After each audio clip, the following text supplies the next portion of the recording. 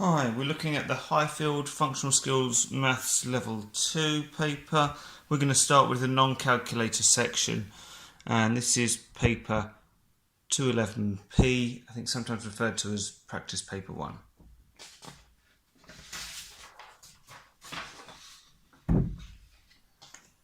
Question 1. Calculate the median. Right, okay, well, the median is the middle value.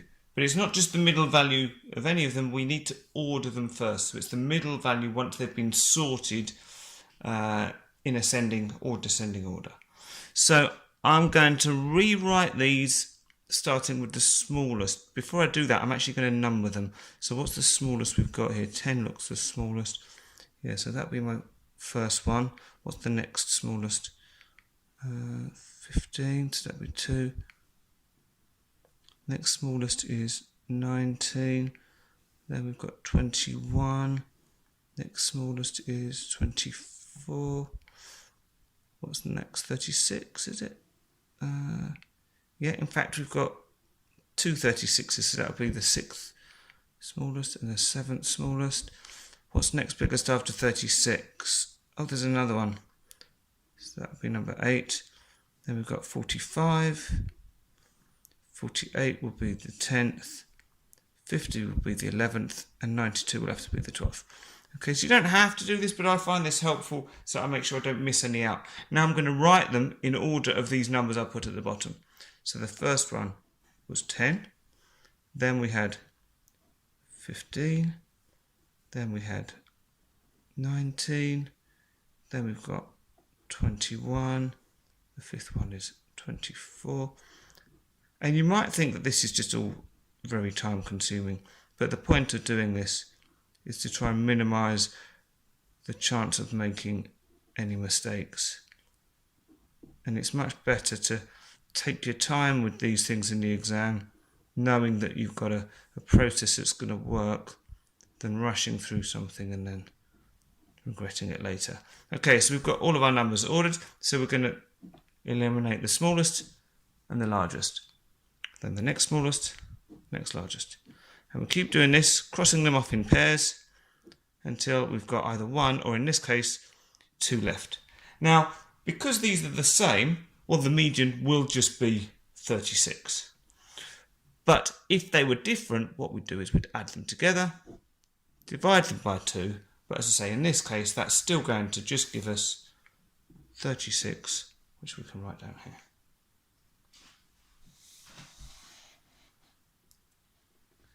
Question 2.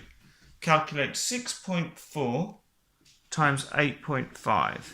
Right, so I'm going to calculate this using the column method, but I'm going to ignore my decimal points for now. So I'm going to say 5 times 4 is 20. Just put the 0, carry the 2. And 5 times 6 is 30. Add the 2, makes it 32. Now we're going on to the 8, so the 10. So we're not going to get any zeros, so we put our 0 in here. 8 times 4, or 4 8s, well, we've got 8, 16, 24, 32. So we put our 2 and carry the 3. And 8 times 6, or 6 8s, 8, 16, 24, 32, 40, 48. Add on the 3, that would be 49, 50, 51. Now we need to add these two together. So 0 plus 0 is 0, 2 plus 2 is 4, 3 plus 1 is 4, and 5 plus nothing is just 5. But we ignored our decimal places at the start. So what we've got to do is we've got to put those decimal places back in. Well, we had one decimal place here and another decimal place here. So we start at the end and we say, well, we'll go move once for one decimal place, move again for the second decimal place.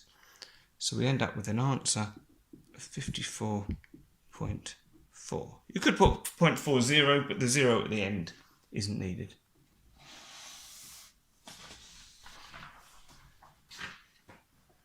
Okay, question 3. You pick up this leaflet when visiting the bank. Let's move this up here. Okay, we've got Highfield Bank. premium savings account, 6% interest. Terms and conditions, interest applied annually, so every year, and a minimum saving term of 2 years. So you've got to leave your money there for at least 2 years. You put £900 into the Highfield Bank premium savings account for 2 years. Calculate the total amount of interest you will earn after 2 years, compound interest. Show your working out and write the answer in the box below. Right, okay, so compound interest question, but this is in the non-calculator section. So what we need to do with this, they're asking us the amount of interest that we'll earn. Okay, so it's just the interest we want. But the first thing we're going to have to do is to start with the £900. Okay, because that's the amount invested. So we're going to earn interest on this amount. But then after the first year, we will still earn interest on this amount, but we'll also earn interest on the interest we earn in the first year. So let's show what we mean. So in year one, we've got our £900 and we want to work out what 6% of that is. Well, let's start off by saying, well, I know that 10%, we just take a zero off. So 10% would be 90.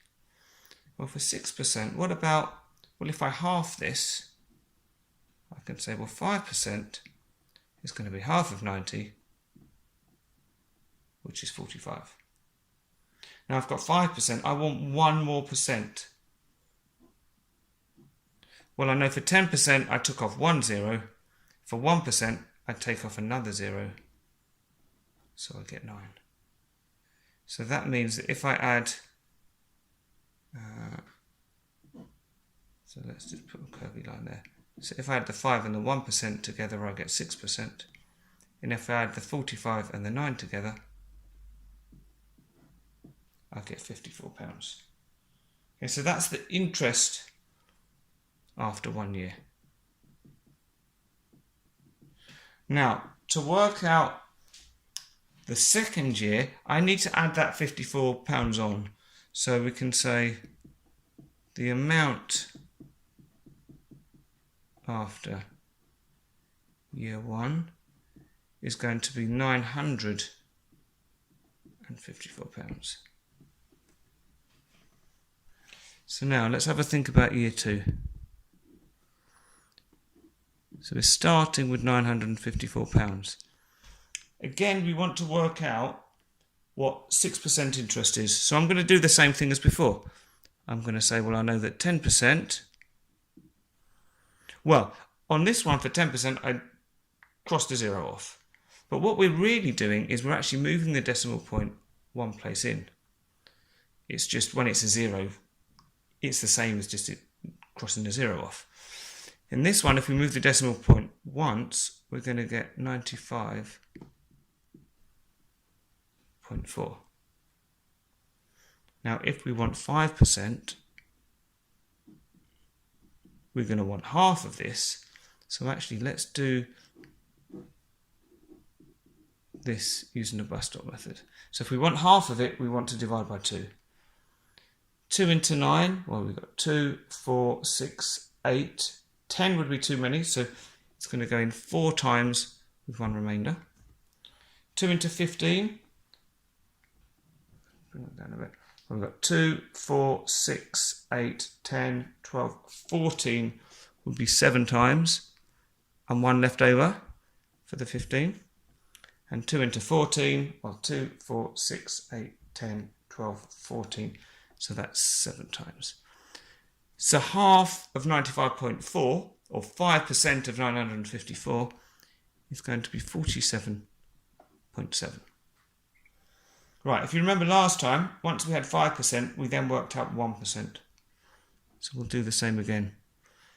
So 1%, we're going back to the 10% and we're moving that decimal point once more to the left. So we're going to get 9 point, so if we move it in here, we're going to get 9.54. So again, do a wiggly line because I want to ignore this now. And I want to add my 5 and 1% together to give me 6%. Right, well, first thing I'll do, this top number, we've only got one decimal place. This one we've got two, so I'm just going to put a 0 in there as a placeholder. So 0 plus 4 is 4. 7 plus 5 is 12, so 2 and carry the 1. Bring down the decimal point. 7 plus 9 is 16, add the 1 is 17, carry the 1. And 4 plus the 1 we carried is 5. So we have got 57.24, and again that is, actually this was interest in year 1, this is interest in year 2. So they want the total amount of interest, so total interest, well, it's going to be the £54 we've got in year 1 plus £57.24p that we got in year 2. So again, to have the same number of decimal places, I'm going to put some placeholders in here. So 0 plus 4 is 4, 0 plus 2 is 2, decimal point. 4 plus a 7 is 11, 1 carry 1. 5 and 5 is 10, add the 1 is 11. So the total interest over the 2 years is £111.24.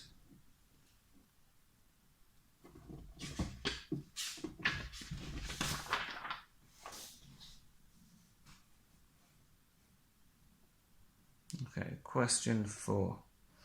The bank is ordering more leaflets. Leaflets are packaged in boxes like this. Okay, let me goodness this box here. This is the top of the box. Boxes must be kept upright, so they've always got to be this way up. So we've got a height of 25 centimetres, a width of 14 centimetres, and a depth of 14 centimetres. So it's a square at the bottom and then going up. Okay, we've then got the boxes are stored in a cupboard. The base of the cupboard is 1.2 metres times 0.6 metres, and it is 0.8 metres in height. What is the maximum number of boxes that can be stored in the cupboard? Show your working out and write the answer in the box below. Right, so what they're saying is we've got this cupboard which is similar, but what's it saying? It's got the base of the cupboard is 1.2 metres, so it's going along here, and this is 0.6 metres, and then we've got the height going up this way. Obviously this isn't to scale, and let's make it a bit lower just so it can all fit on a page. What are we doing here?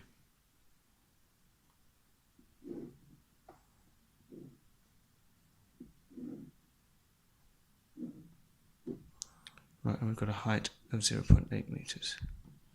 Okay, it's a slightly crude sketch, and we can forget about that line up there. Right, now this is in metres, these are in centimetres. So the first thing we want to do is get them all in the same units. So I'm going to turn my metres into centimetres.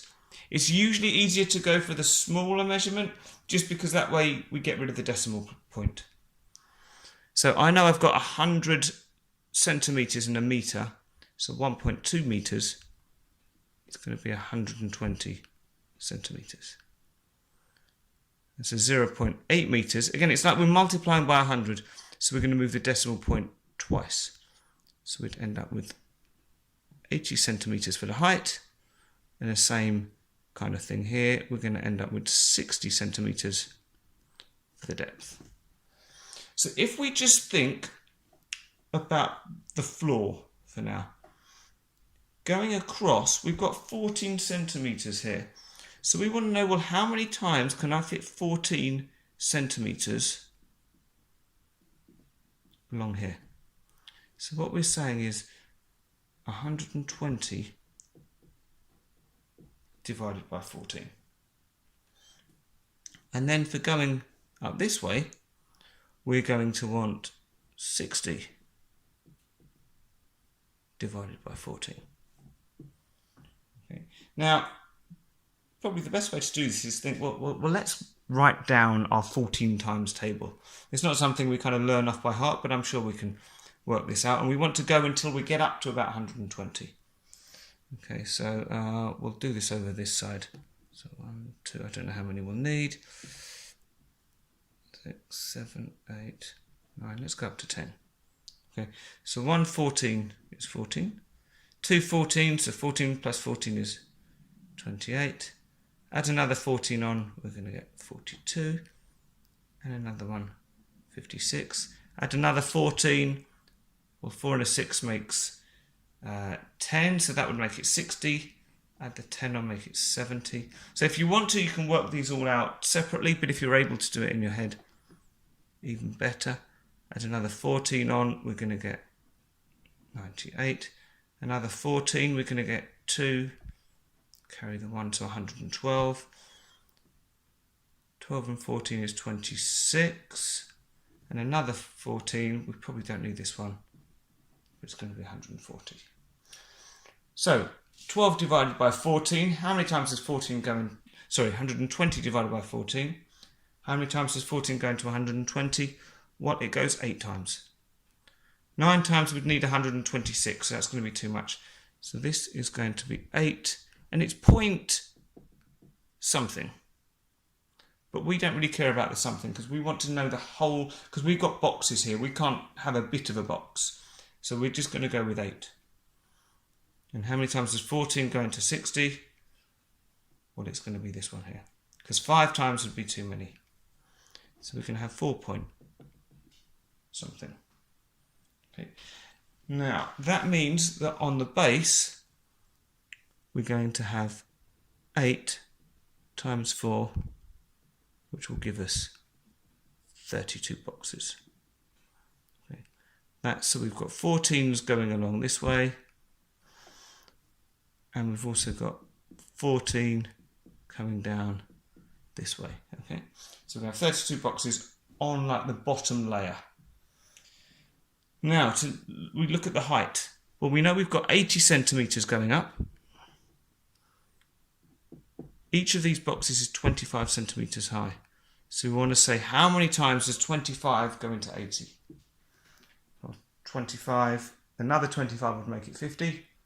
Another 25 would make it 75. Another one would be 100, which is too many. So we're going to get 3 boxes for the height. So that's the height there. So what we need to do then is our 32, which is the number of boxes on the bottom layer, and we're going to multiply that by 3 because we're going to have 3 layers of these boxes. So 3 times 2 is 6, 3 times 3 is 9, and we've got 96 boxes.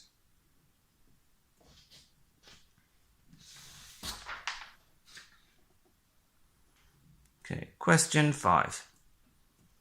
When Highfield Transport gets busy, it offers overtime to a driver. There are 5 drivers at Highfield Transport. The probability of there being overtime available in any given week is 1/4. The driver allocated overtime is chosen at random. What is the probability of you being allocated overtime next week? Give your answer as a fraction and a percentage. Show your working out and write the answer in the box below. Right, well, we've got, so let's think about it. The probability of there being overtime available is 1/4. Okay, now there's 5 drivers. Okay, and they're picked at random. So you can think of it as the probability is like 1/4 out of 5. Okay, let's put that in brackets. Yeah. Or in other words, 1/4 divided by 5.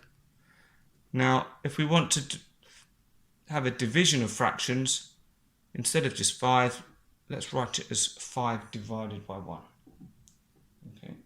So we've not changed the value because 5 divided by 1 is still 5, but we've just made it easier, especially for the next step that you're going to see. So when we're dividing fractions, hopefully you remember KFC, which means we keep the first fraction as it is.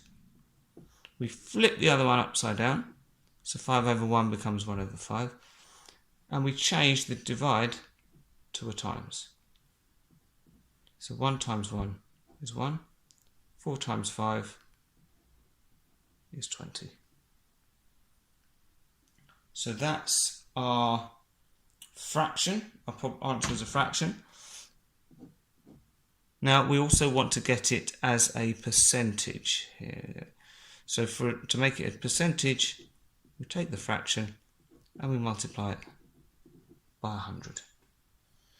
Well, we're dividing by 20 times it by 100, so we can cancel a 0 and a 0 there. So we end up with 1 times 10, which is 10, divided by 2.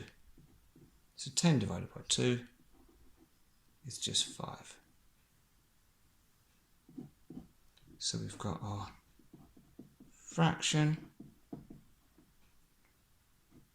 and we've got our percentage.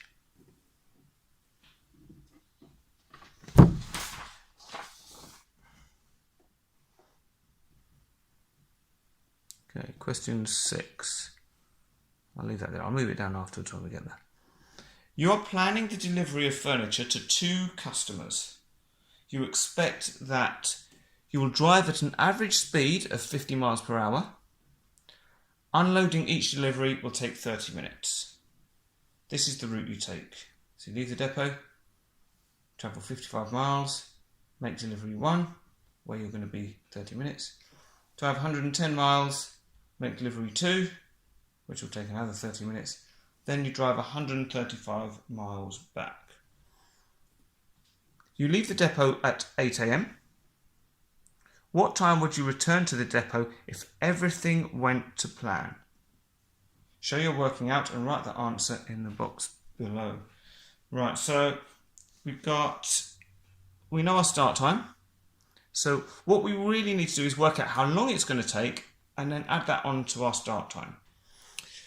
So we've got the time of the driving and the time of the deliveries. Maybe we do the deliveries first, because this is the easy bit. We've got 2 deliveries. Each one takes 30 minutes. So 30 plus 30, going to be 60 minutes. Or we can call that 1 hour.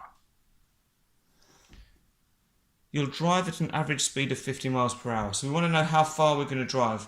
So we're going to drive 55 miles to delivery 1, 110 miles to delivery 2, and then 135 miles back to the depot.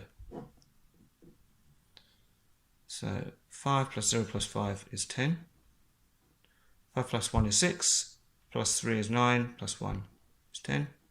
1 plus 1 plus 1 is 3. So 300 miles. Okay. If we're driving at an average speed of 50 miles per hour, well then what we want is 300 divided by 50. Okay. With this, it can be helpful to use, I'll try it over here. You might know this little triangle, which is really helpful if you've got any distance, speed and time questions. So the D stands for distance, S for speed, T for time. So if you want to work out the distance, you do speed multiplied by time. If you want to know the speed, it's distance divided by time. And if you want the time, it's distance over speed.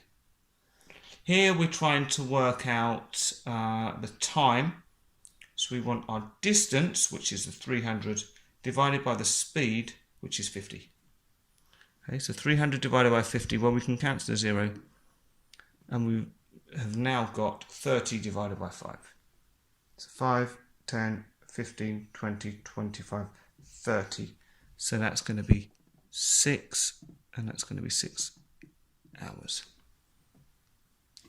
So we've got 6 hours for the driving and 1 hour for the deliveries. So that's going to take 7 hours in total. So we need to add on 7 hours to 8 a.m. Okay, well, 8 plus 7 is 15. So we could just write the time as 1500. Write it in the 24-hour clock. So it doesn't say how they want you to write your answer.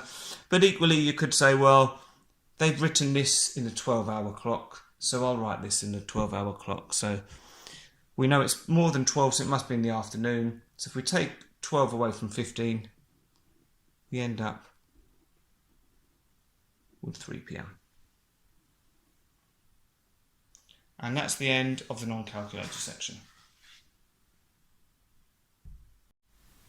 And now we're on to the calculator section.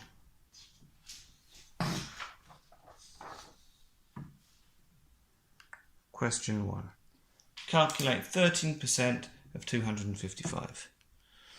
Well, that's going to be 13 out of 100 times 255. So we'll go straight for the calculator.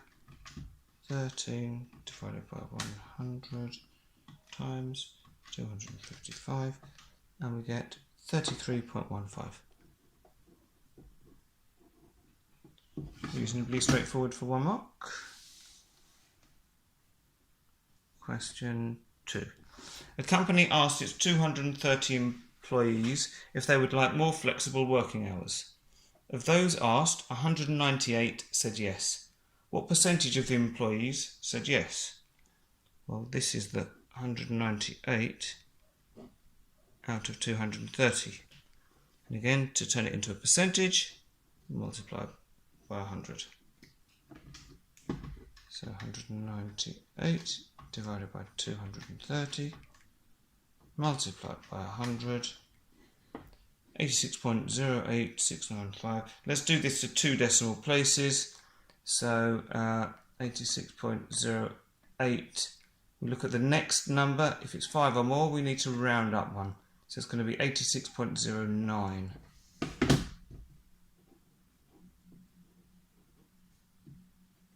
And that's percent.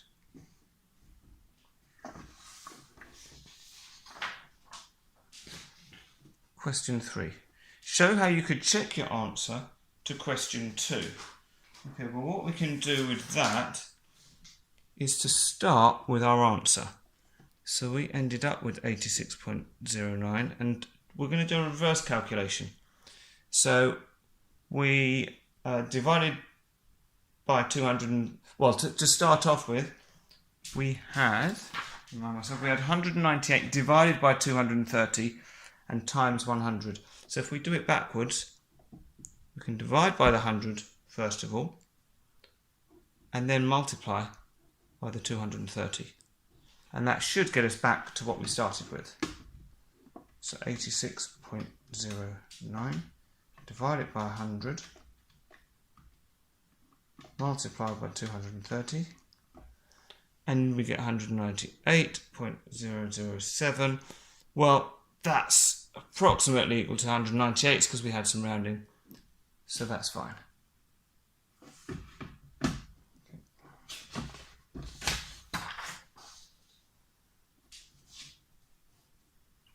Question 4.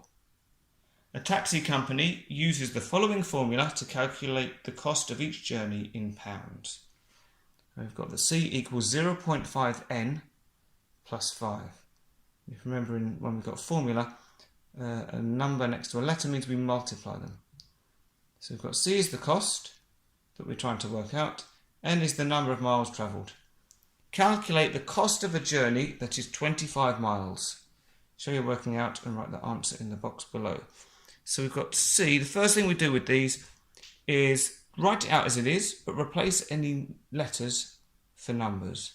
Well, we can't replace the C with anything yet because that's what we're trying to work out. So the 0.5 remains. The N is now 25 miles, so that's going to be times 25 and then plus 5. Now, if we remember from our order of operations rules, we always do multiplication before addition. So we're going to do 0.5 times 25. We could do this all in one go, but I'm going to do it step by step. And then we've still got the 5 to add on. So if we add the 5, we get 17.5. Now this is money, so we need to have 2 decimal places. So it's going to be £17.50.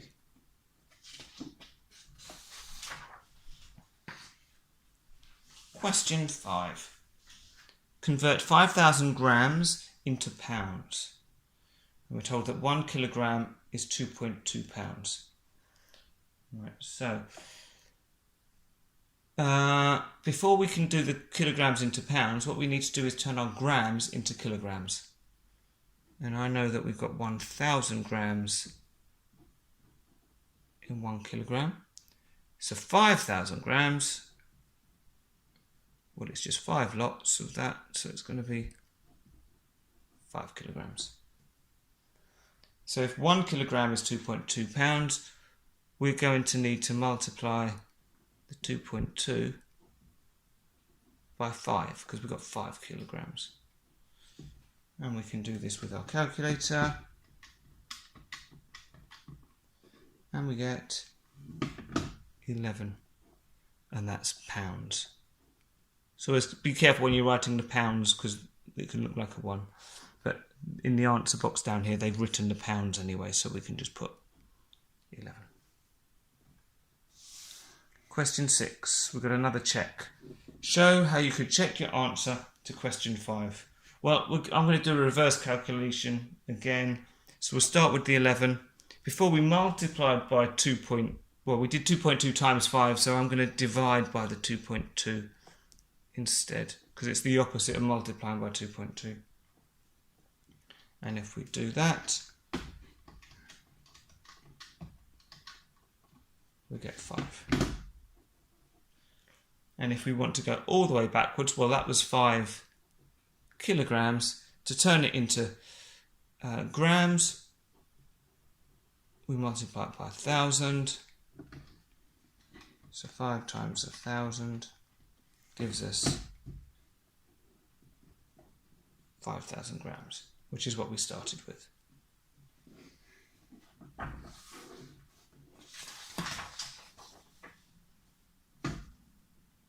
Question 7. Calculate the value of x, where x equals 15 plus 84 squared divided by 3. So we've got another formula. So we're going to write this out. X equals 15. So that just stays as it is. Now 84 squared, that means 84 times 84. Then we've got dividing by 3. Now with our order of operations, we'd always do brackets first, but we haven't got any brackets here. Then we do our indices. So that's our index here is the 2, the squared. So we need to do this bit first. So we want 84 times 84, which is 7,056. So we've got the 7,056. We're working that out first, but that doesn't change anything in terms of the order. We've still got 15 plus, and we've still got divided by 3 at the end. So what are we going to do next? Either the plus or the divide? Well, with our order of operations or BIDMAS rules, we've done the B for brackets. We didn't have any. I for indices. D comes next, division. So we're going to do this bit. So we want 7,056 divided by 3. So that was 2,352. And as before, we've still got the 15 plus at the beginning, waiting patiently. Nothing to be done with that yet. Now we can add on the 15 to get us 2,367.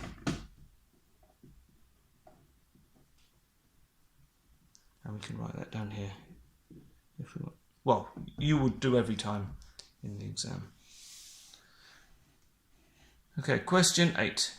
Calculate 2 5/8 plus 11/16. Give your answer as a mixed number.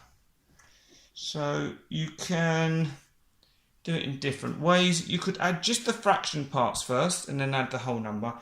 I prefer to turn any mixed numbers into improper fractions first. So what I mean by that is 2 5/8.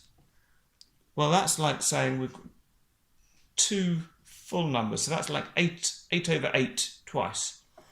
So to turn this into an improper fraction, we'd say 2 times 8, which is 16, plus 5 is 21. So that's 21/8. So we want 21/8 plus 11/16. Well, when we're adding fractions, we need our denominators to be the same. So they're not the same at the moment, but 8 does go into 16. So what we can do, 8 goes into 16 twice. So what we're saying is we're multiplying each of the numbers by 2. So if we're multiplying the 8 by 2 to get 16, we multiply the 21 by 2. So it's equivalent fractions. We're saying 21 over 8. If you double both numbers, it's exactly the same as 42 over 16. And because we've already got the second fraction over 16, we just keep it the same. Now, when adding fractions, 16 stays there. We don't add these together. It's just still going to be 16ths. 42 plus 11. You can use a calculator, but it's going to give us 53. Now, they've asked for the answer as a mixed number.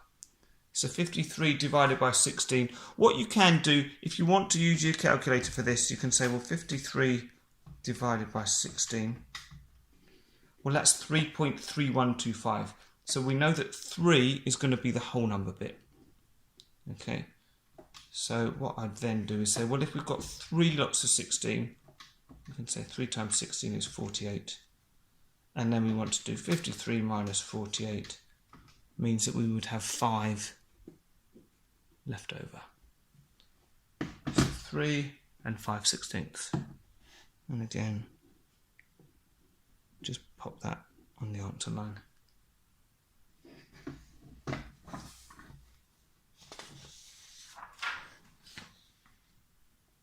Question 9. What is 36 out of 96 as a fraction? Simplify your answer. Okay. So 36 out of 96.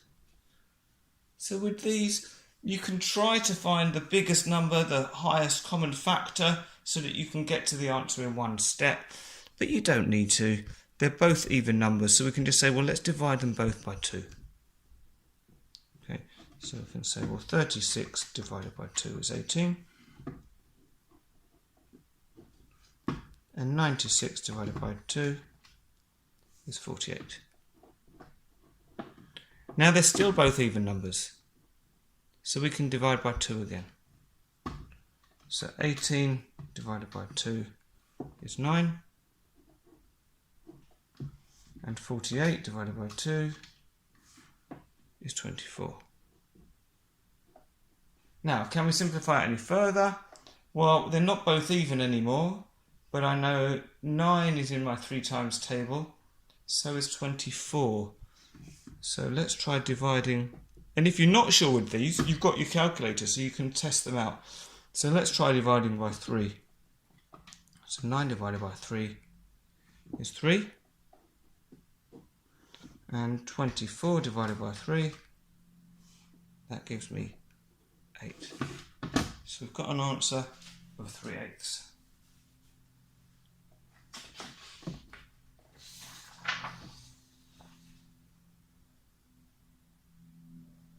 Let's move this up. Question 10. The table shows the number of different sized pipes that have been used at Highfield Builders in January. The pipes are grouped according to the size of their diameter. So there were 8 pipes that were between 35 and 39 diameter, centimetres, 10 pipes that were between 40 and 44 centimetres in diameter, and so on. The manager thinks that the mean diameter of pipe used must be in the 45 to 49 centimetre group, as this is the group most used. Is the manager correct? Show your working out and write the answer in the box below. Now, with this sort of question, you might be able to say, oh, you might feel like you can give a wordy answer. Now, we're certainly going to need to do a bit of explanation, but as soon as you see a question like this for 5 marks, you know you're going to have to do quite a lot of calculation work for it. So, if we want to work out the mean, which is what we're going to do to see whether he's right, with grouped data, the first thing that we need to do is to find the midpoint. Because we don't know, these 8 pipes, we don't know if they're all 35 centimetres, or all 39, or some of each, or some are 36, some are 37. So what we have to do is say, well, I'm going to assume that all the pipes in this range are halfway in between that range. So in other words, I'm going to do 35 plus 39, and then divide that by 2. So the midpoint halfway between is 37. So I'm not doing anything with the 8 for now. I'm just finding the midpoints of these. So I'll do the same with this. 40 plus 44. Then divide that by 2. 42. You might be able to see this, that 42 would be halfway between these two. But if you're not sure, use your calculator. So 45 plus 49. Make sure you press equals first before the divide by 2. Because depending on your calculator, it might do something a bit strange. Halfway between 50 and 54 would give us 52. And halfway between 55 and 59 would give us 57. So as I say, use a calculator if you're not sure. Right. Now we want to know, if you think we're trying to work out the mean, and the mean is the total divided by how many, or the frequency. Well, for how many, we know there were 8 pipes that were in this range, so we can think of it as 8 pipes with a midpoint of 37 centimetres. So if we're trying to work out this total, this is the total diameter, if you like, the total number of centimetres. So we're going to want to do the frequency times the midpoint. So we're going to want 8 times 37, which is 296. We're going to do the same here. 10 times 42, well this one I can do without my calculator. 13 times 47, that would take me a bit longer. 3 times 52, again you can use a calculator, and 1 times 57 is 57. So the total number of centimetres, well we've got the total number of centimetres for each of these groups. If we want the total, well we need to add all of these up. So we want 296 plus 420 plus 611 plus 156 and plus 57, which gives us 1,540. So that's going to go on the top here. Now frequency, well that's going to be the 8 plus the 10 plus the 13 plus the 3 plus the 1. So let's do that. 8 plus 10 plus 13 plus 3 plus 1. That's 35. So our mean, we want 1,540 divided by 35, and we get 44 centimetres. So that would fall in this group. So that would be in the 40 to 44 group. The manager says it's going to be in the 45 to 49 centimetre group. Is the manager correct? No, they're not, because it's going to be in this group.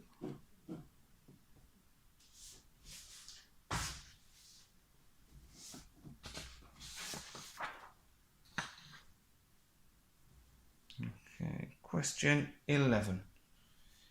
You're working out how much it will cost to pay a team of builders to complete a new project.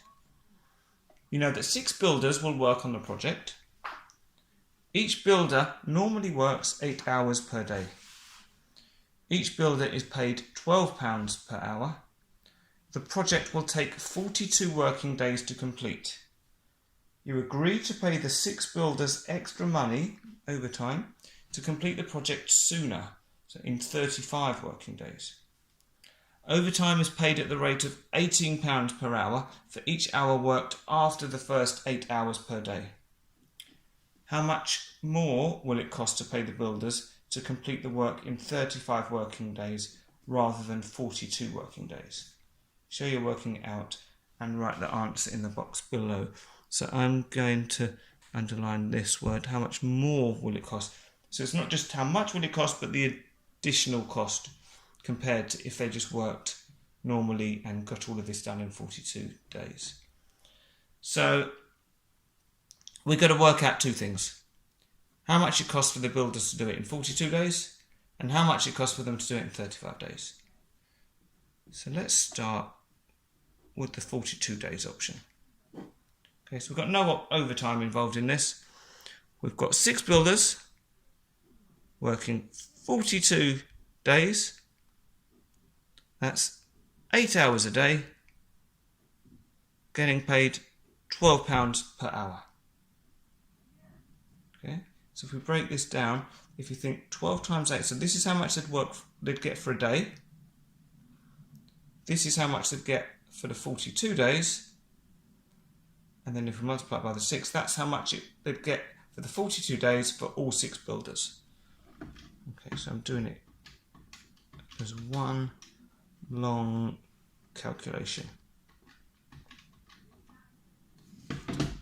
So the total cost would be £24,192.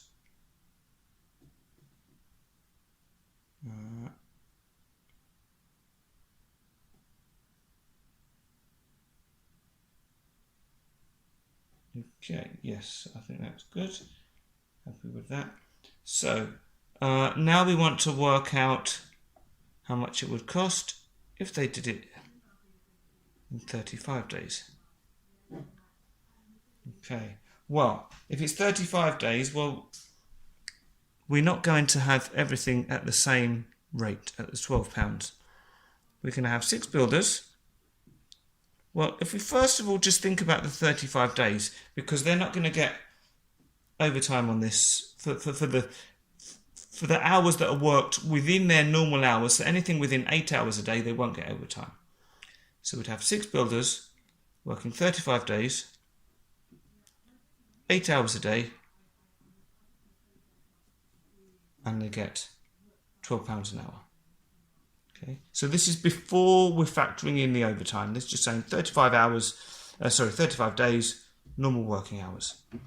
So if we do that, we get 6 times 35 times 8 times 12, and we get £20,160. But they will get overtime. Okay, and they're going to get overtime for 7 days worth. It's just that these extra 7 days are going to be factored in. They're going to be working them after these 8 hours. So it doesn't matter exactly where they're fitting it in. We just know that they're going to be doing at least some longer days to get the extra working. But it's the equivalent of another 7 days. So it's all 6 builders working for an extra 7 days, saying that might be split up, but it's going to be the equivalent of 7 days, which is going to be it's still the equivalent of 8 hours a day, but all of this is going to be paid at £18 an hour. This is the overtime rate. So 6 times the 7 times the 8 times the new overtime rate of £18 gives 6,048. So the total amount that would need to pay them would be this based on their £12 an hour rate, and the extra 6,048 at their £18 an hour rate. So let's add these two together, and we get 26,208. Now, they want us to work out how much more it will cost to complete the work in 35 days. So what we want for this is it's going to be our 26,208 minus 24,192. So this is the cheaper amount if they do it over a longer period of time. So 26,208 minus 24,192, and that gives us £2,016.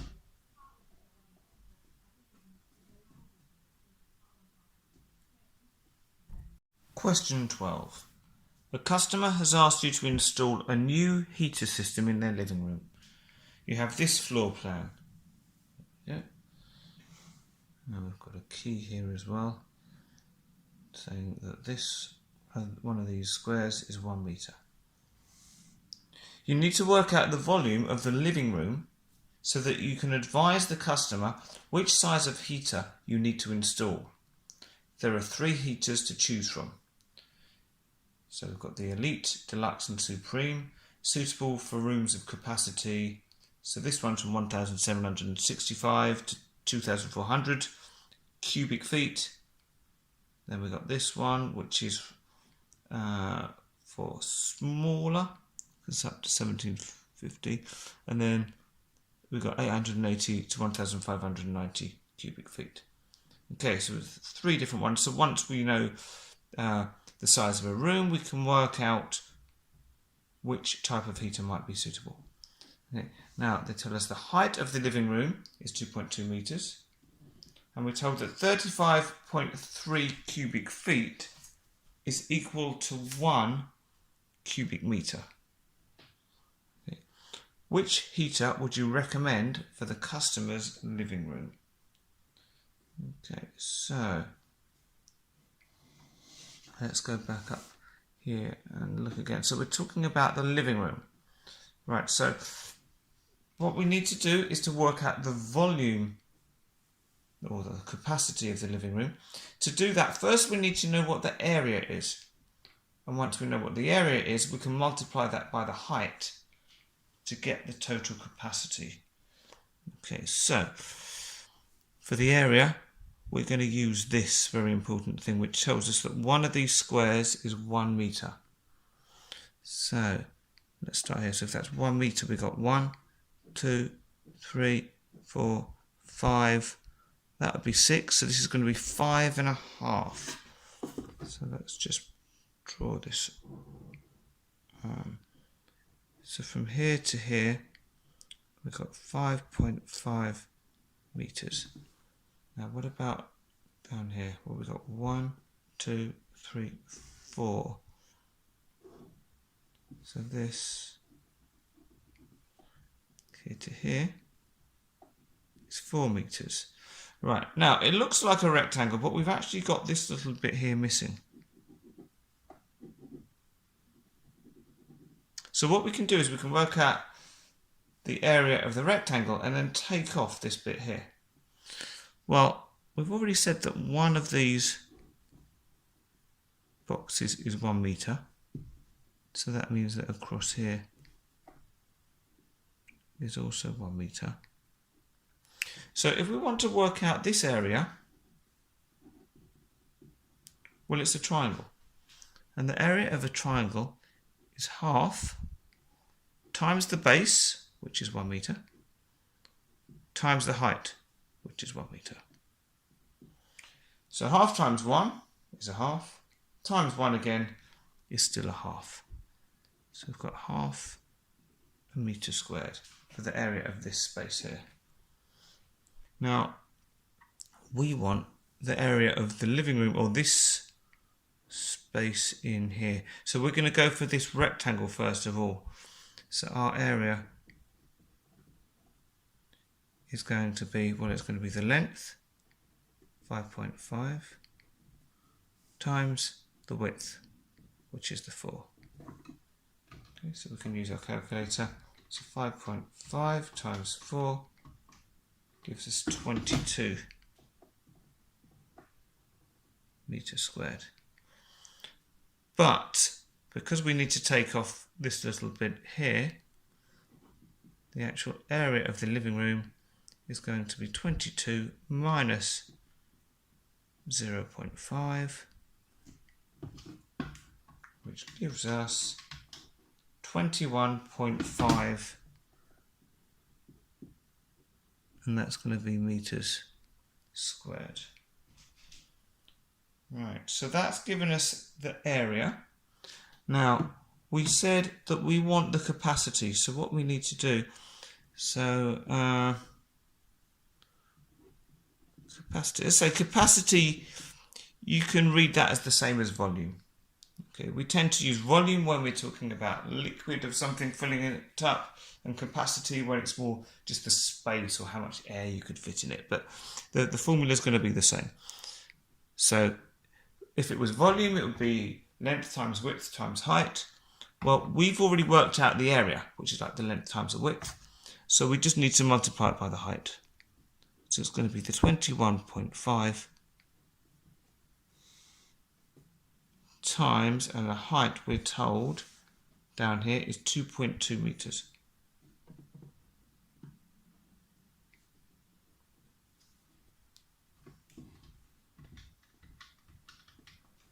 And that gives us 47.3, and that's cubic meters. Right. Now, all of these measurements for the Elite, Deluxe or Supreme model are in cubic feet, or feet cubed. Now, we need to use this. The 35.3 cubic feet is equal to 1 meter cubed. Now, because they're giving the conversion for the cubic bits, for the capacity, we need to do all of these calculations in meters until we get to the cubic meters. Then we can apply the conversion. You don't want to start, normally I'd say on these questions, do your conversion at the beginning. But with this, because the conversion factor that they're giving us is on cubic things, we need to work out the capacity first. So we've got 47.3 cubic meters instead of 1, so we're going to multiply the 47.3 times the 35.3. And if we do that, we get 1,669.69, and that is now feet cubed, or cubic feet. Okay. So, which of these systems is going to work for us? Well, the Elite starts from 1,765, so that's not going to work. So we can put that this is greater than 1,669.69. The Deluxe, well, 1,669, that's more than 1,050 and less than 1,750. So that looks good. Let's just test the Supreme one just in case. Well, 1,669, that's more than the upper end of this. So we can say that that is less than 1,669.69. So down here where they say, which heater would you recommend for the customer's living room? The only option that we've got is the Deluxe.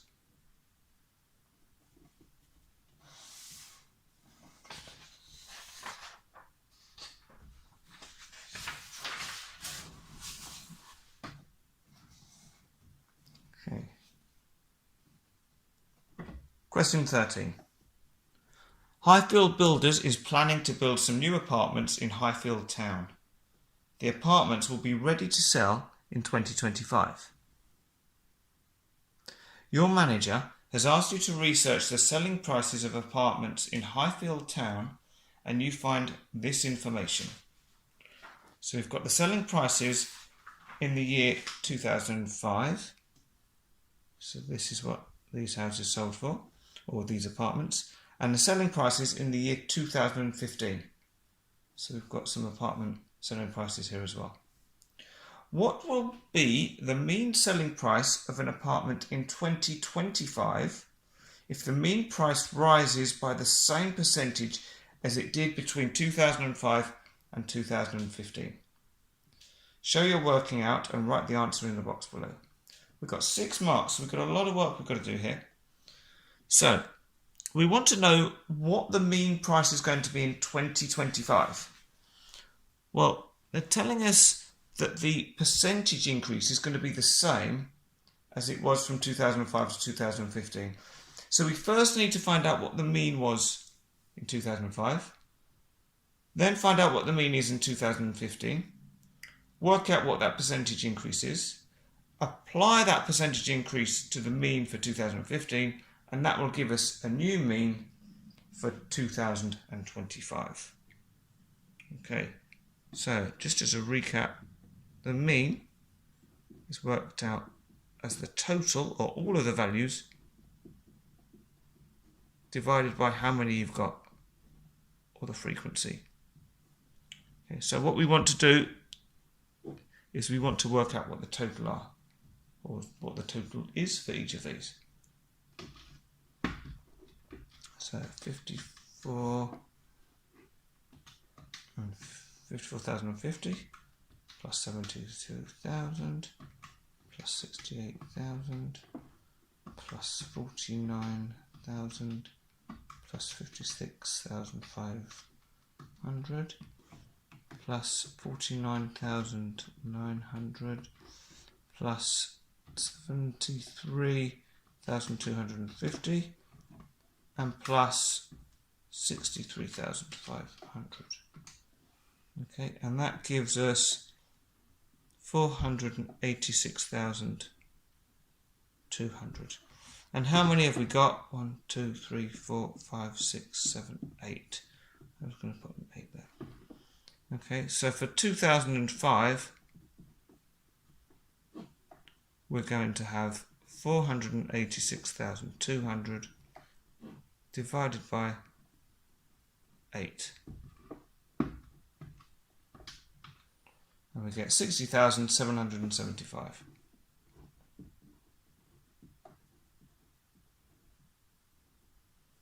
Okay. Now we want to do the same thing for 2015. Okay, so we'll clear this. We've got 132,000 plus 105,500 plus 98,500 plus 143,000 plus 110,250 plus 172,600, and we get 61,850. And we've got 1, 2, 3, 4, 5, 6 of these. I've got 6 there. So 761,850 divided by 6 gives us 126,975. Okay, so we want to find the percentage increase from 2005 to 2015. Now, if we just want, we want to apply the same percentage increase. If we just wanted to find the percentage increase, what I'd normally say is, well, work out the difference between them and then divide that by the original, and that'll tell us our percentage increase, which is fine. But what I'm going to do is something slightly different. So I'm just going to say, well, if we're sort of looking at what it's gone up by, if we do 126,975 and we divide that by 60,775, and in fact we then, let's multiply that by 100. So it's not just the percentage increase, but this is including the original amount in there as well. So 126,975 divided by 60,775, and then multiply that by 100. So we've got 208.9, so that's going to be 93. So what that's saying is the mean selling price in 2015 is 208.93% of the mean selling price in 2005. Now, the reason that that's more useful than if we'd taken the difference is that now we can use that directly and we can multiply that by the mean price for 2015 to find out what the new mean price would be in 2025. So in other words, what I'm saying is we take the 208.93, we divide it by 100 to get it back to a decimal, and then we're going to multiply that by 761,850. Okay. So we're saying this was the increase from 2005 to 2015. If we multiply it by the 2015 mean, that's going to give us the new mean for 2025. And that gives us, that doesn't look right. Oh, I wrote down the wrong number. Apologies. We don't want this, it's the mean that we're interested in, which is, actually it's both, this is the mean for 2015. Yeah, apologies. So we want to multiply all of that by 126,975. So let's go back to this again. So we had 126,975 divided by 60,775. So that's what we were saying was the increase from 2005 to 2015. We then multiplying that by the 2015 mean to give us 265,284.24, which is the mean for 2025. So apologies for the mistake there, picking up the wrong number. As I say, you can do it if you want to take the difference first and work out the percentage increase. You can do that, but you're going to end up having to add on one anyway. So if you did that, you'd end up with 108.93% increase, but you'd still need to add an extra 100 onto it, so you'd end up with 208.93% anyway, because you're then increasing the original amount. You're not just looking at what the extra bit on top is. Okay. So this is our final answer here.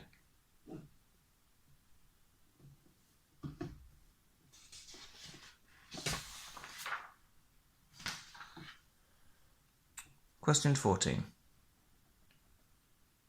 You're helping to create a new play area at the nursery. The play area needs to be a rectangle that has an area of 54 meters squared. You need to have the following equipment in the play area, and you know that the seesaw measures 2.4 meters times 0.5 meters. So we can think of that as a rectangle. 2.4 meters that way, 0.5 meters that way. The climbing frame measures 2 meters by 3 meters. So we can think of that as another rectangle, something like that. And we've got a sand pit, 1.8 meters times 3 meters. So this is going to be another rectangle something like this.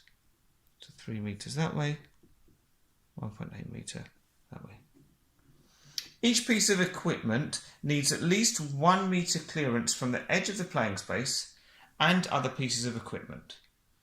Draw the outline of the play area on the grid below. Draw and label the play equipment on the play area. There is a planning grid and a box for working on the next page. Draw your final answer on the grid below. And they helpfully tell us that one of these boxes here, so one of these, is 1 meter. So our starting point is we know the total area of this play area. So we don't know the actual dimensions. But if it's 54 meters squared, well, I know that area is length times width. So I'm going to think, well, what a nice number. What two numbers multiplied together would give us 54? And if you're not sure, you can try just typing some into your calculator till you get some nice round whole numbers. But I know from my times table facts that 54 is, well, 5 and 4, 5 plus 4 equals 9. So I know this must be in the 9 times table. So I can say 54 divided by 9, and that's 6. Okay, so I'm going to say, well, let's have our play area as 9 meters by 6 meters. So here's our grid. What should I start? Let's start down in this corner. Have we got enough space? If we go 1, 2, 3, 4, 5, 6, 7, 8, 9. Look up to there, and 1, 2, 3, 4, 5, 6 to there. Okay, so this is going to be my play area. And they've actually provided an extra bit of sort of practice graph paper for you, so you can sketch it out, which I would recommend.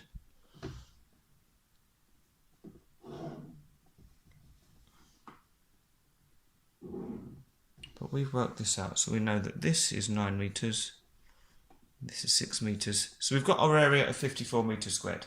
That's the first requirement. Now, we've got these 3 pieces of equipment that need to go in, but also we've got each piece of equipment needs at least 1 meter clearance from the edge of the playing space and other pieces of equipment. Well, the edge is all the way around here.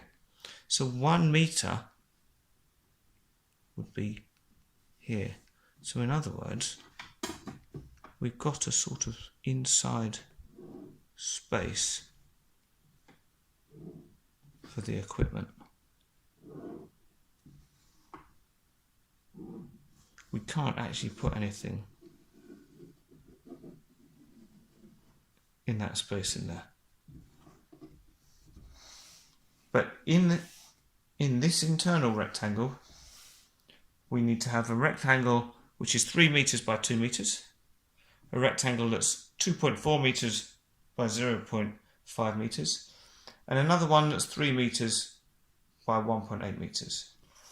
And because of the scale, when we say in meters, really we mean one of these square lengths. I'm going to start with the biggest one. Okay, it's usually easier if you're trying to fit things in. Start with the biggest one, and then everything else can work around it.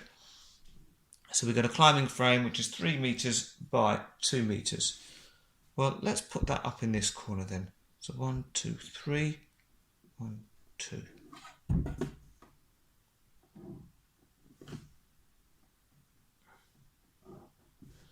So we'll say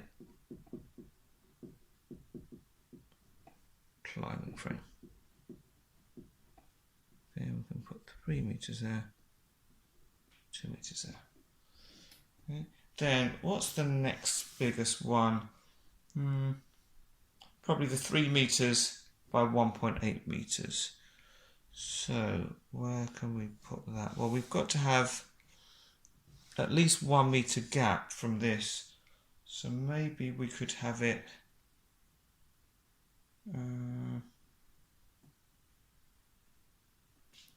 3 meters. So we can start here. So we've got 1 meter gap here. So we can go 1, 2, 3 meters. But this time we're only going to go down 1.8 meters. Well, that would be 1 metre. That would be 2 metres. If it's 1.8, we've got 10 of these little squares for every metre. So 0.8 is going to be 8 of those little squares. So, where is it actually? It's that one, isn't it?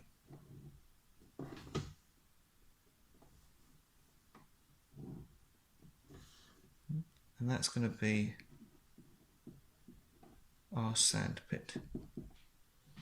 Okay. So we can put 1.8 metre there and 3 metres up there. The last thing we've got to fit in is the seesaw, which is 2.4 metres by 0.5 metres. So 0.5 metre or half a metre, so that's going to be half of one of these boxes. So let's put it, we need to have a 1 metre gap, which would be here. But if we start measuring our half a metre down from this up from this corner, that's still going to give us plenty of space. We're going to have more than a metre here. So we need it to be 2.4 metres long. So 1, 2, 2.1, 2.2, 2.3, 2.4 to here.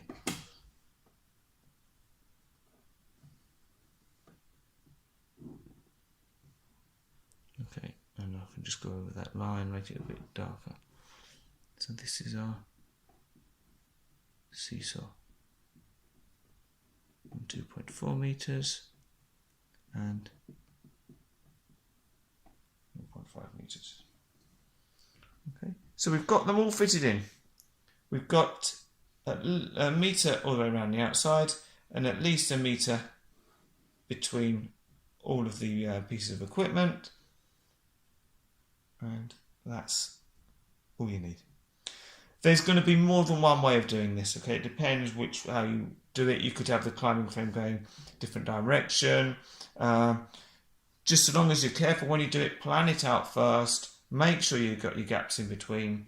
Even if you make a mistake, don't cross it out. Leave at least what you've done, because if you've got even a couple of these drawn accurately on here, you'll still get marks for that. Okay.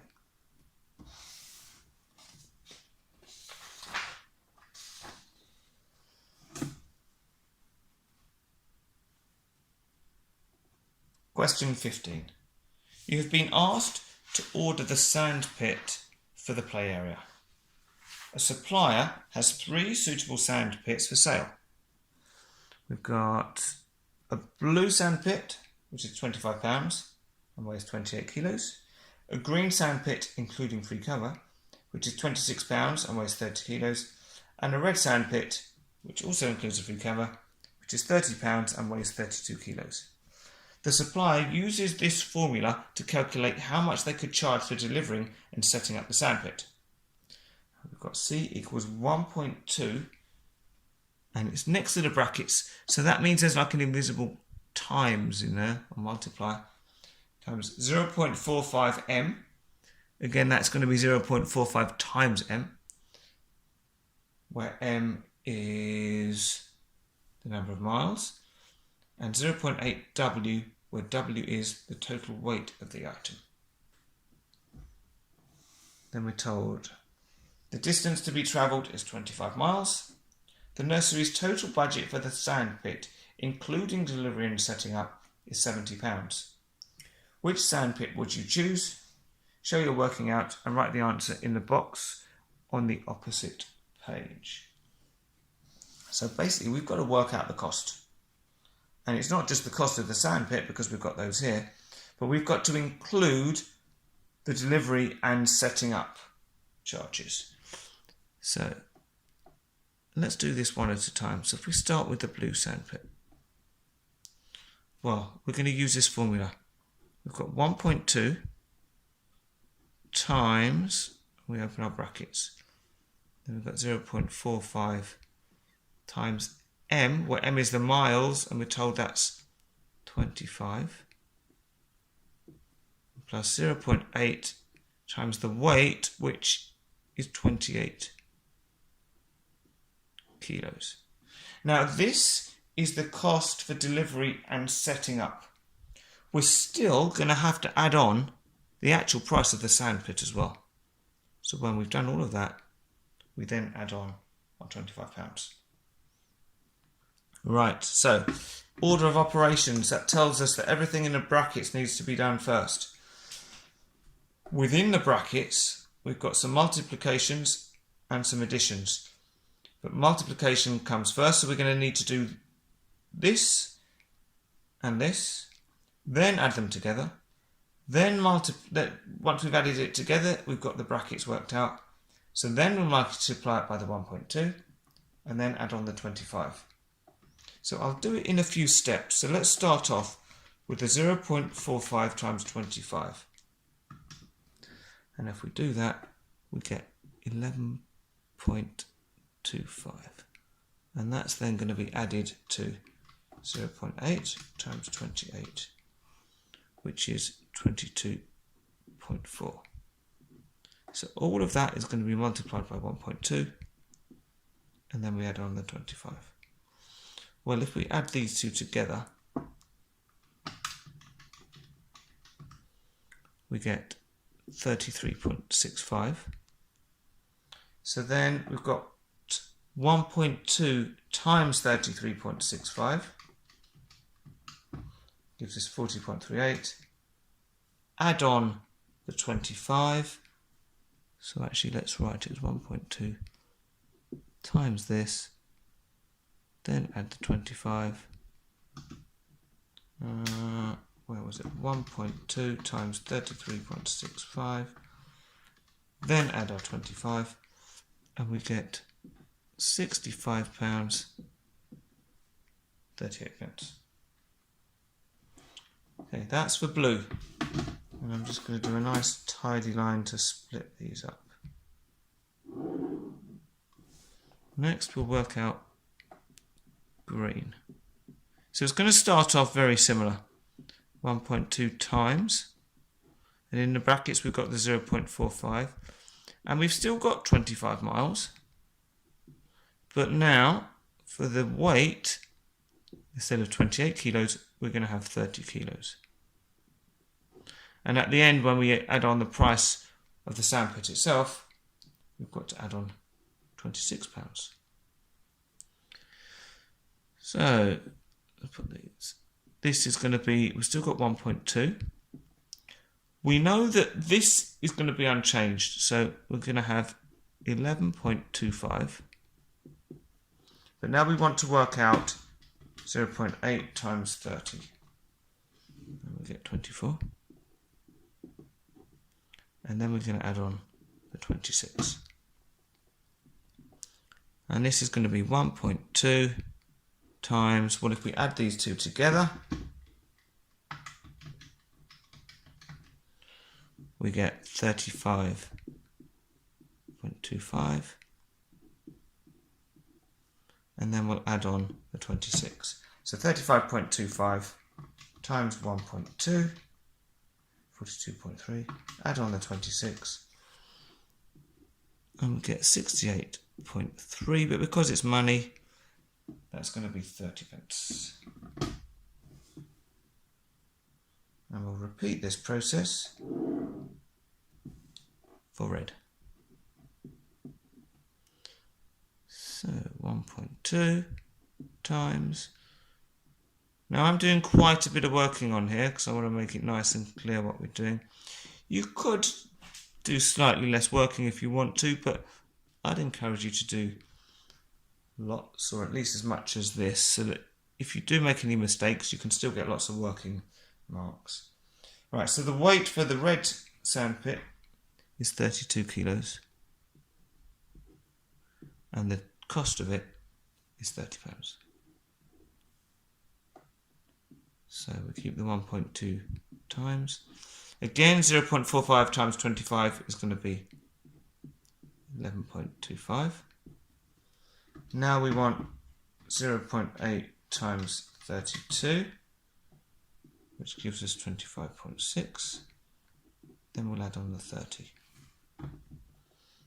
which is going to be 1.2 times, and 11.25 times 25.6 gives us multi-times, didn't I? Should be plus 11.25 plus 25.6,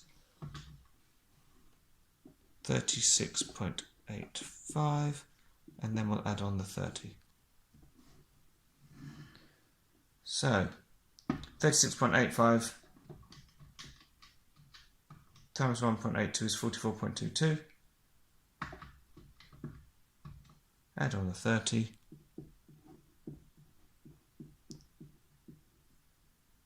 £74.22. Right, so we've got our three prices. Right, okay. So we are told, just down here, that the nursery's total budget for the sandpit, including delivery and setting up, is £70. Well, straight away we can see, well, this is more than £70. So we can put, so,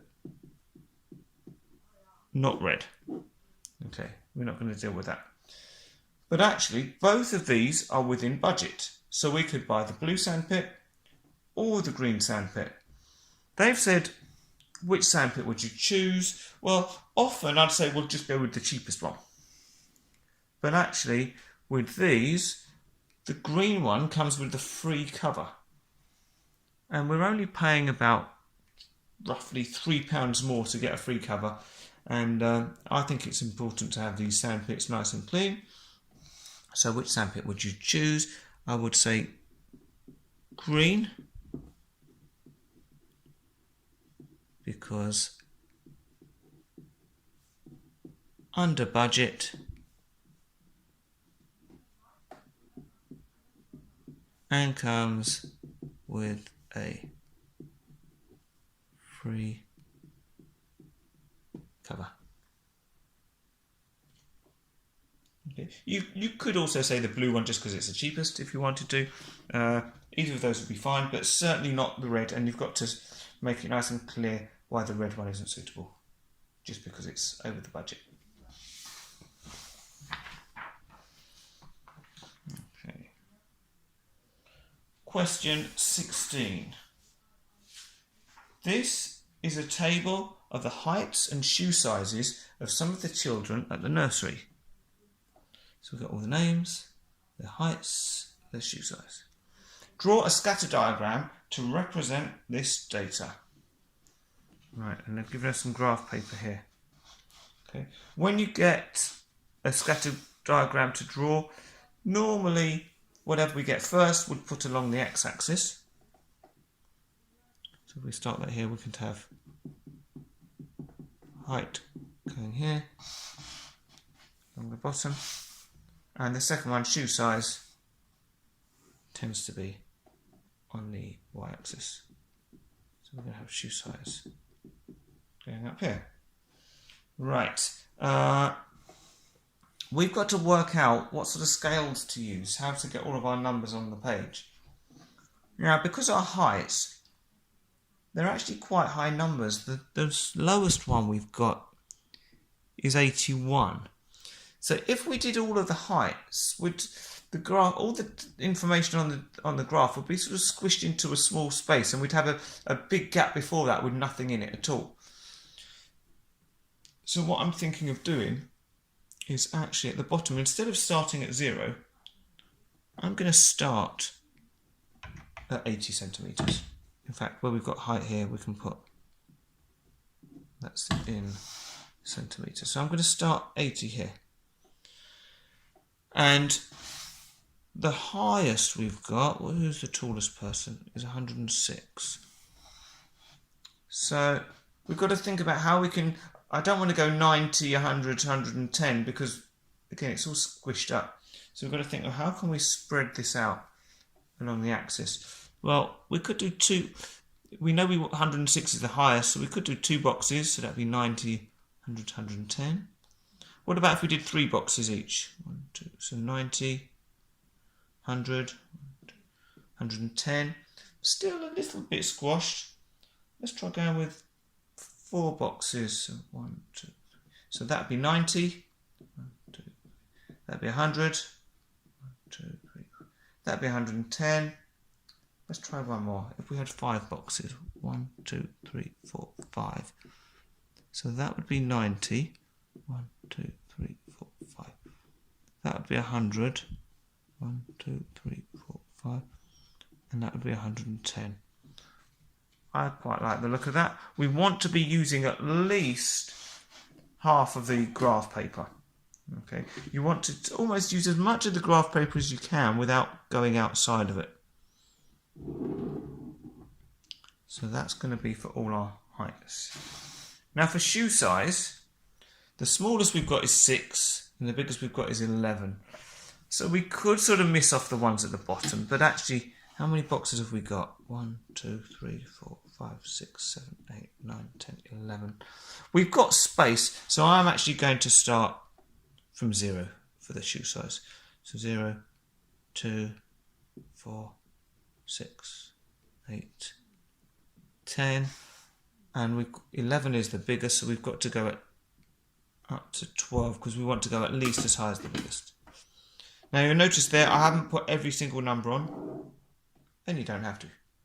So long as we've got the same gap going up, so we're going up in 2s each time. Right, we've got our axes and labels on. Let's start plotting our data. So Ben is 98 centimetres with a shoe size of 11. So, right, here's 90, here's 100. We want to know where 98 would be. Well, we've got 1, 2, 3, 4, 5 big boxes which make up 10 centimetres. So that means that each box is going to be 2 centimetres. So it'd be 92, 94, 96, 98, 100. So if he's 98 centimetres, we're going to be on this line, and he's got shoe size of 11. So hopefully you saw that. Shoe size, so we had 92, 94, 96, 98. Let's go up to shoe size 11, so follow this line up. This would be 10, this would be 12, so 11 is going to be in between. Then Rosie's got a height of 100, so we don't need to mark it as Ben. It doesn't matter who the people are, we're just marking the values on. Rosie's 104 centimetres with a shoe size of 10.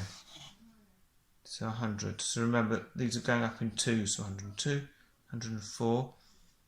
Shoe size of 10. So let's follow this up to 10. And what's the next one we've got? Holly, 94 centimetres, shoe size of 9.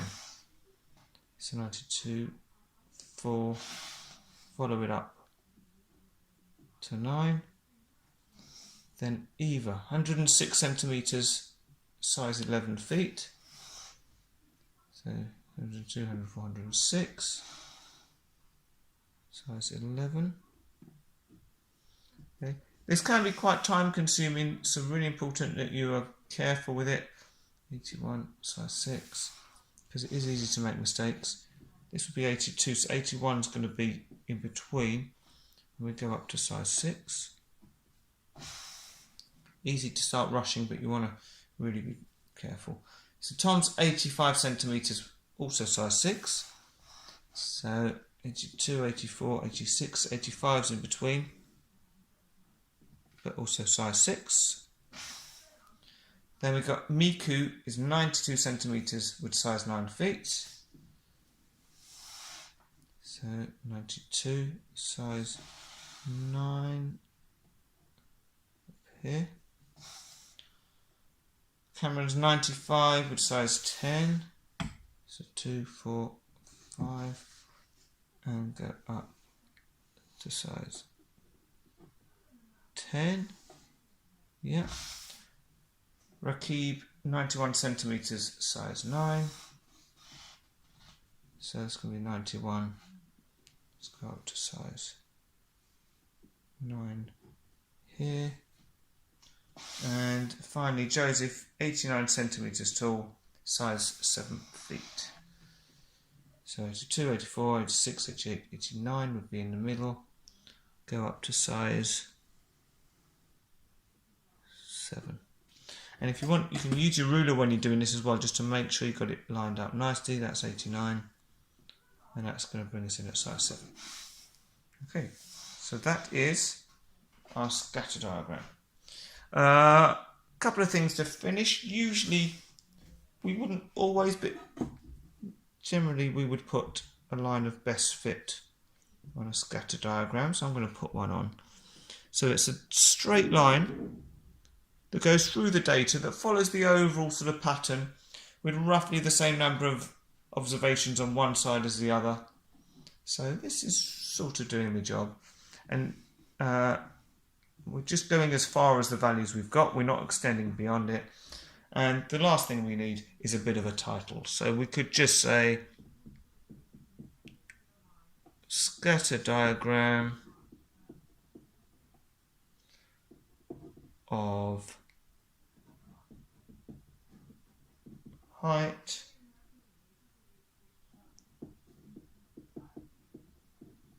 against shoe size.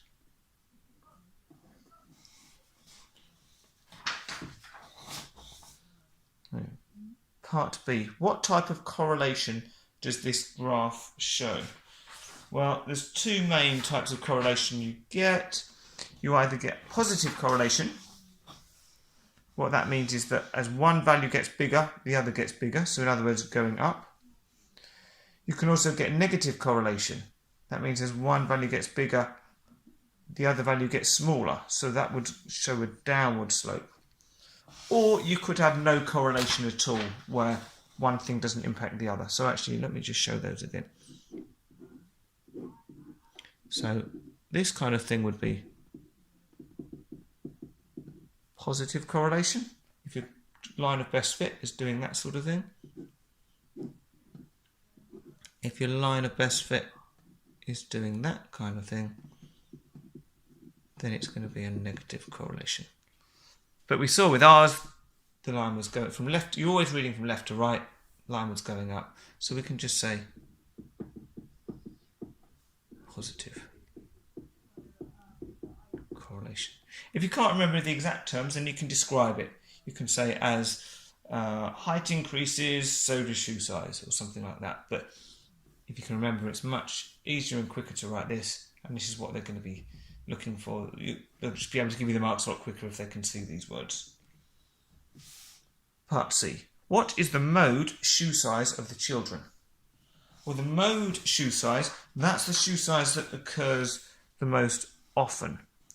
So these are the shoe sizes. So we're looking at, well here, size 11, we've got 2 children. Size 10, we've got 2 as well. Size, what's this? Size 9. There's 3, 1 for size 7, 2 for size 6. So this is going to be our mode, size 9. So all we need is that in there. And that's the end of the paper. So quite a challenging paper this, especially if you haven't done any of the Highfield ones before. But I hope you found the video useful. Please subscribe so that you get updates as I put new videos on. Like, assuming you liked it. Add any comments, and hope to see you again soon. Thank you.